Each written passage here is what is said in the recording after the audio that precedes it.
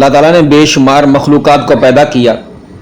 جن اسی طرح جن بھی اللہ تعالیٰ کی مستقل مخلوق ہیں جن کی حقیقت تخلیق سے ہم پوری طرح آگاہ نہیں ہیں اور نہ عام انسانی آبادی کی طرح وہ ہم کو نظر آتے ہیں. لیکن قرآن عزیز نے جو تصریحات اس مخلوق کے متعلق کی ہیں وہ ہمارے لیے ضروری قرار دیتی ہیں کہ ہم یہ اعتقاد اور یقین رکھیں کہ وہ بھی انسان کی طرح مستقل مخلوق ہیں اور اس کی طرح شریعت کے مکلف ہیں. اس میں تو توالد اور تناسل کا بھی سلسلہ ہے اور ان میں نیک و بد بھی ہیں. قرآن عزیز کی یہ آیات انہی حقائق کو واضح اور ظاہر کرتی ہیں. سورہ ذریات آیت نمبر 52 کے اندر اللہ پاک نے قرآن مجید میں فرمایا وَمَا خَلَقْتُ الْجِنَّ وَالْإِنسَ إِلَّا لِيَعْبُدُونَ، اور نہیں پیدا کیا ہم نے جنوں اور انسانوں کو مگر وہ عبادت گزار رہیں. دوسرے مقام پر اللہ سورہ جن کے اندر 1 سے دوسرے نمبر آیت میں فرمایا قُلْ أُوحِيَ إِلَيَّ أَنَّهُ اسْتَمَعَ نَفَرٌ مِّنَ الْجِنِّ فَقَالُوا إِنَّا سَمِعْنَا قُرْآنًا عَجَبًا يَهْدِي إِلَى الرُّشْدِ فَآمَنَّا بِهِ وَلَن نُشْرِكَ بِرَبِّنَا أَحَدًا. اے پیغمبر سب لوگوں کو جتلا دو کہ میرے پاس اللہ کی طرف سے اس بات کی وحی آئی ہے کہ جنات میں سے چند شخصوں نے مجھے قرآن پڑھتے سنا اور اس نے پیچھے اپنے لوگوں سے جا کر کہا کہ ہم نے عجیب طرح کا قرآن سنا جو نیک راہ دکھاتا ہے سو ہم اس پر ایمان لے آئے اور ہم تو کسی اور کو اپنے پروردگار کا شریک نہیں ٹھہرائیں گے. سورہ جن کے اندر اللہ پاک نے ایک اور مقام پہ فرمایا وَأَنَّا مِنَّا الْمُسْلِمُونَ وَمِنَّا الْقَاسِطُونَ، اور بلا شبہ کچھ ہم میں سے فرما بردار ہیں اور کچھ بے انصاف.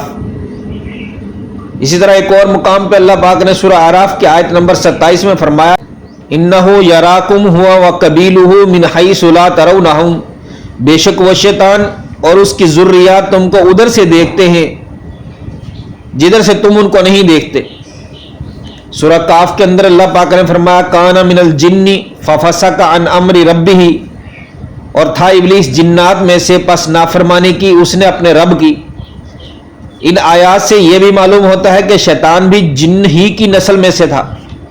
اور ابلیس شیطان نے اللہ تعالیٰ کے سامنے خود یہ اقرار کیا کہ اس کی تخلیق نار یعنی آگ سے ہوئی. قرآن عزیز اور نبی معصوم صلی اللہ علیہ وسلم نے ہم کو یہ اطلاع دی ہے کہ ملائکہ اور جن اگرچہ ہماری ان نگاہوں سے پوشیدہ ہیں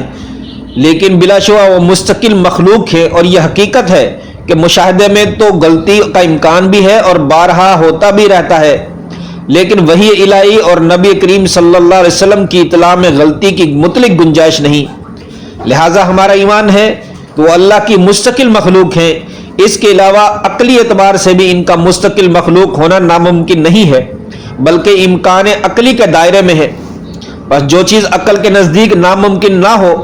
اور نقل یعنی وحی الہی اس کا یقین دلاتی ہو تو اس کا انکار علم اور حقیقت کا انکار ہے اور تنگ نظری اور ہٹ دھرمی کی زندہ مثال ہے. رہا یہ حکم کہ ہمارے مشاہبات اور محسوسات سے باہر ہے اور ہم ان کو نہیں دیکھتے تو یہ بھی انکار کی کوئی معقول وجہ نہیں ہو سکتی، اس لیے کہ آج کی دور بینیاں اور سائنس کے آلات سے پہلے ہزاروں برس تک ہم کو بہت سی اشیاء محسوس نہیں ہوتی تھی اور نہ آنکھیں ان کو دیکھ سکتی تھی جن کا وجود اس وقت بھی موجود تھا مگر آج وہ نظر بھی آتی ہیں اور محسوس بھی ہوتی ہیں. تو کیا ہزاروں سال پہلے جن لوگوں نے ان کا وجود کا انکار کیا وہ حقیقی علم پر مبنی تھا یا کوتاہی علم اور ذرائع معلومات اور تحقیقات سے ناواقفیت کا نتیجہ؟ اسی طرح ہم آج بھی بجلی، مقناطیس اور روشنی کی صحیح حقیقت سے ناآشنا ہیں اور ان کو صرف ان کے آثار اور علامات ہی سے پہچانتے ہیں کہ محسوسات اور مشاہدات پر نہ آنے کی بنا پر عدم علم کی وجہ سے ہے جو کسی طرح عدم وجود کی دلیل نہیں بن سکتا. علم دو ہی طرح حاصل ہو سکتے ہیں، ایک علم فنون کے ذریعے جو قصر و کتاب کے محتاج ہے اور دوسرا محبت اور عطیہ الہی کی راہ سے اور اس کا سب سے بلند درجہ وحی الہی ہے. فنون کی راہ سے ہم نہ معلوم کر سکیں مگر عقل اس کے وجود کو ناممکن نہ سمجھتی ہو اور وحی الہی اس کے وجود کا اعلان کرتی ہو تو ہر ذی ہوش اور ذی عقل کا فرض ہے کہ وہ علم فنون کی ماندگی کے اعتراف کے ساتھ اس کو تسلیم کرے. وہی الہی ہونے ہی میں انکار ہو یا سراسر وہی الہی کا ہی منکر ہو تو آپ اس کے لیے اس اطلاع پر ایمان لانے سے قبل ان دلائل کا مطالعہ ضروری ہے جو اس سلسلے میں قرآن عزیز نے بیان کیے ہیں اور جن میں بتایا گیا ہے کہ وہ بلا شبہ کلام الہی اور وحی الہی ہیں.